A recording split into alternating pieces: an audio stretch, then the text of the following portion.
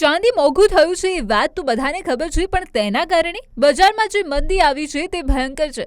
કેમ કે એક સમય હતો જ્યારે રાજકોટમાં ચાંદીનું કામ દિવસ રાત સતત 24 કલાક ચાલતું હતું, પણ આજે સ્થિતિ એવી છે કે સપ્તાહમાં માત્ર 1 કે 2 દિવસ જ કામ થાય છે.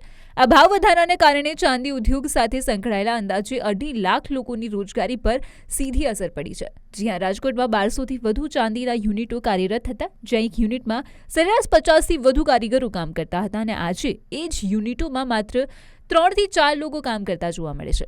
એટલું જ નહીં, ચાંદીનો ગૃહ ઉદ્યોગ પણ સંપૂર્ણપણે ઠપ થઈ ગયો છે. અગાઉ મહિલાઓને ઘરે બેઠા ચાંદીનું નાનું મોટું કામ મળતું હતું, પરંતુ હાલ હજારો મહિલાઓ બેરોજગાર બની ગઈ છે. તમે જ સાંભળો કેવી હાલત છે. એની જેમાં ખાવ એ જ ગઈ છે. અત્યારે ધૂળ બરાબર છે, કારણ કે એના હિસાબે બસ બેરોજગારી થઈ ગઈ.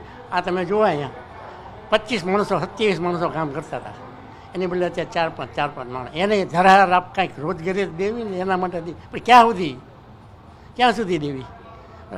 માલ ઉપરથી આવતું જ નથી. વેપારી ભાઈ બનાવે તો લેવાવાળું કોણ? અત્યારે લેવાવાળું કોઈ નથી. સામે તમે વેચવા જાઓ તો વેચવાવાળું, લેવાવાળું હોય તો વેચે ને. પોઝિશન એવી છે.